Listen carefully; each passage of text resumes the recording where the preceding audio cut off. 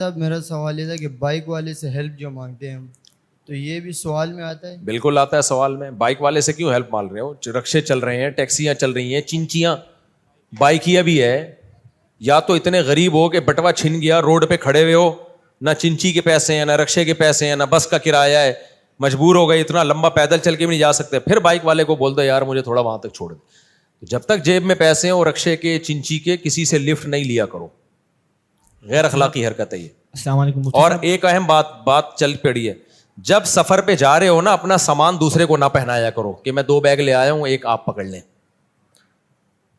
وجہ اس کی یہ ہے کہ بہت سے لوگ سفر میں زیادہ سامان اٹھانے کے قائل نہیں ہوتے. وہ سفر میں اپنے اوپر ٹینشن برداشت کر لیتے ہیں لیکن ہلکا بیگ لے کے جاتے ہیں. دوسرا کیا کرتا ہے کہ میرے پاس دگنا بیگ ہے تو چلو بھائی, وہ ہلکا لایا اس لیے کہ تاکہ اس کو بیگ نہ اٹھانا پڑے. آپ اس کو پہنا رہے ہو اپنا بیگ, اب وہ تو لے گا مروت میں, وہ منع نہیں کرے گا, لیکن آپ کا بلکہ اخلاقیات کا تقاضا یہ ہوتا ہے کہ وہ کہے کہ یہ بیگ مجھے دے دیں. آپ نے یہ کرنا ہے کہ جی میرا سامان میں خود ہی اٹھاؤں گا, نہیں دینا اس کو اپنا بیگ. تو جتنا بیگ اٹھانے کی آپ میں طاقت ہو نا, سفر میں اتنے ہی بیگ لے کے چلا کرو. بعض لوگ کیا کرتے ہیں 4 بیگ اٹھا لیے تو کوئی بات نہیں, سفر میں ساتھی جن کے پاس کم بیگ ہوں گے وہ خود ہی اخلاق اور مروت میں ہمارا بیگ بھی اٹھا لیں گے. بہت بے شرمی کی بات ہے, بدتمیزی کی بات ہے.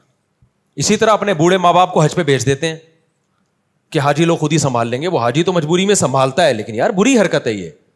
اپنے ماں باپ کو خود ہی سنبھالو. آپ اگر نہیں لے جا سکتے تو مت حج کراؤ ان کو. آپ میں نے دیکھا ہی ہے, بوڑھی اماں کو بھیج دیا, اب سارے حاجی بےچارے ان کی ماں کو سنبھال رہے ہیں. یار اس بیچاری کا کیا ہوگا, نہیں سنبھالیں تو ضمیر ملامت کرتا ہے. تو بھائی اپنی ٹینشن کیوں دوسرے کو پہناتے ہو آپ؟ یہ بے شرمی کی باتیں.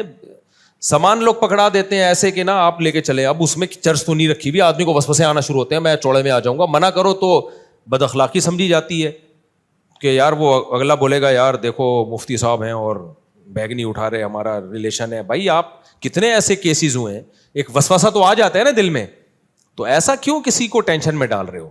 میں کبھی بھی الحمدللہ اتنا سامان لے کے چلتا ہی نہیں ہوں. مجھے پتا ہوتا ہے میرے بندہ میرے ساتھ جا رہا ہے, خالی بھی ہوگا نا, میں نہیں کبھی اتنا سامان لے کے جاتا کہ مجھے اس کو سامان پکڑانا پڑے. ہاں وہ خدمت میں زبردستی لے لے تو ایک الگ بات ہے, لیکن ہم اتنے لمبے لمبے میرے سفر ہوتے ہیں, میرا بیگ اٹھا کے دیکھو گے نا آپ کو لگے گا صرف بیگ ہی کا وزن ہے اندر خالی ہوتا ہے.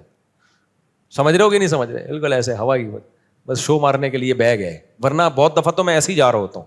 میں جب امریکہ گیا تھا نا تو ایک تھیلے میں 2 کپڑے ڈالے, اور تو شکر ہے گھر والوں نے مجھے روک لیا کہ نہیں یہ بیگ ہے اور ایسے ہے. میرے والد صاحب حج کر کے آئے تھے ایک تھیلے میں. میرے والد صاحب حج کر کے کیسے آئے تھے, اور حج بھی اس زمانے میں 40 دن سے کم کا نہیں ہوتا تھا. ایک تھیلا تھا, والد صاحب اس وقت بریف کیس وغیرہ کا بھی زیادہ رواج نہیں تھا. ایک تھیلا تھا, اس میں 2 جوڑے ڈالے, وہی اٹھا کے نکل لیے, اسی کو دھو کے پہنتے رہے. واپسی پہ وہی تھیلا لے کے آئے ہیں تو بولٹن مارکیٹ چلے گئے خریداری کے لیے, شاید گھر میں کچھ لینے کے لیے نا کہ چلو بولٹن سے خرید لیتا ہوں, وہاں سے نہیں خریدا ہوگا. تو کسی نے دیکھ لیا تو کہا کہ حافظ صاحب کہتے تھے میرے والد صاحب, حافظ صاحب آپ بہت دنوں سے غائب تھے, کہاں تھے؟ انہوں نے کہا میں حج کرنے گیا ہوا تھا. پہلے حج ایسے نہیں ہوتا تھا, حج کرنے جا رہے ہیں سارے رو کے رخصت, سب گلا سنا معاف. اب تو حج آسان ہو گیا نا, پہلے ایسے نہیں تھا.